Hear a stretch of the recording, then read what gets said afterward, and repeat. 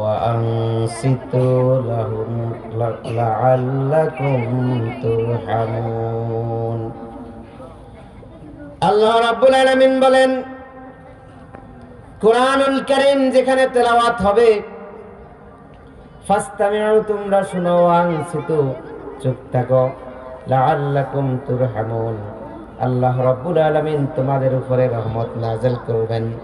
তার অর্থ হচ্ছে, যেই ব্যক্তি তেলাওয়াত করবে, ইযা ওয়াকাতিল ওয়াকিআ লাইসা লিওয়াকাতিহা কাযিবা খাফিদাতুর রাফিআ ইযা রুজ্জাতিল আরদু রাজ্জা ওয়া বুসাতিল জিবালু বাসসা ফাকানাত হাবাআম মুমবাসসা।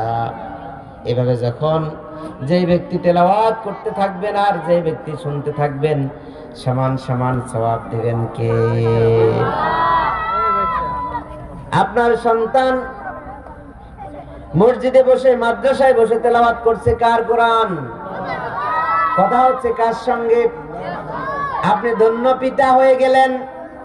আপনার দামের টাকা, কোরআনের জ্ঞান যার কাছে যত বেশি থাকবে, কোরআন যত বেশি মুখস্থ থাকবে, আল্লাহ রাব্বুল আলামিন জান্নাত যখন দিবেন, জান্নাতের মধ্যে বলতে থাকবেন, বান্দারে তেলাওয়াত করতে থাকো আর উঠতে থাকো, যেখানে তোমার তেলাওয়াত শেষ হবে আমি আল্লাহ রহমতের চাদর দিয়ে তোমাকে ঢেকে দেব, আর যেখানে তোমার কোরআন তেলাওয়াত শেষ হবে ওই কক্ষটা, ওই রুমটা আমি আল্লাহ তোমার জন্য বেডরুম হিসেবে কবুল করে নিলাম।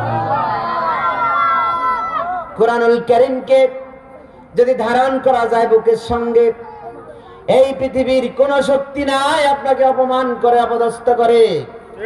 জেলখানায় গেলে জেলার সহ কয়েদিরা যারা আছে, একজন আলেমকে সম্মান দেয়, মর্যাদা দেয়, ইজ্জত দেয়। হুজুর, আপনার পিছনে আমরা নামাজ পড়বো, কারণটা কি? কারণটা কি? আল্লাহর কোরআন। এক ভাইয়ের সঙ্গে আমার পরিচয় হলো, জেলের মধ্যে হাফেজ হয়ে গেছে, বিশুদ্ধ তেলাওয়াত, অনার্স মাস্টার্স করা। আমি জিজ্ঞেস করলাম, ভাই, আমি জিজ্ঞেস করলাম মামলা কয়টা? কয়েছে 40টা। জেল থেকে বের হতে পারে নাই, আল্লাহ বের করার ব্যবস্থা করতে পারে। এই জন্য কোরআনের সঙ্গে যদি লেগে থাকেন, ইজ্জতের জমিনদার হবেন কে? আরো জোরে কে? যেখানে, সেজন্য কোরআনের সঙ্গে জড়িত থাকা দরকার আছে না নাই? কোরআনের ঘরকে সংরক্ষিত এক যুবক, তরুণ এক যুবক, মুসাব ইবনে উমাইর, মক্কায় যখন কোন দামি ব্র্যান্ডের সুগন্ধি আতর আসতো, মুসাব ইবনে উমাইর সেই সেন্টটা কিনে নিতেন। সবচাইতে ধনী পয়সাওয়ালা সাহাবী ছিলেন মুসাব ইবনে উমাইর। তখনও তিনি কাফের ছিলেন। আল্লাহ রাব্বুল আলামিন তার দিলকে ইসলামের জন্য, কোরআনের জন্য মঞ্জুর করে নিলেন।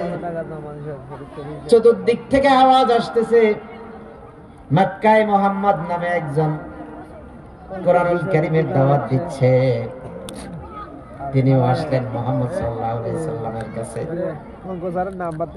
এত সুন্দর মুহাম্মদ সাল্লাল্লাহু আলাইহি ওয়াসাল্লামের তেলাওয়াত, এত সুন্দর চেহারা, এত সুন্দর কথা, কোন পুরুষ দেখে বিচলিত না হয়ে পারে না, আশ্চর্য না হয়ে পারে না।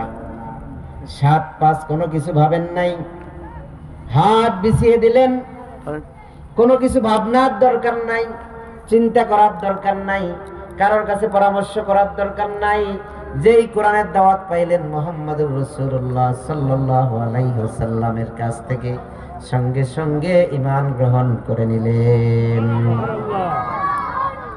কিন্তু মক্কার সবচাইতে ধনী, বাবা মারা গেল ছোট্ট অবস্থায়, মুসাব ইবনে উমাইর ইয়াতিম। ইয়াতিমের কোন লক্ষণ তার চেহারার মধ্যে নাই, রাজকীয় ভাব, রাজপুত্রের মতো চেহারা, কোটিপতি, কোটি কোটি রিয়ালের মালিক, মা তাকে চালাইতো রাজপুত্রের মতো। যেই মাত্র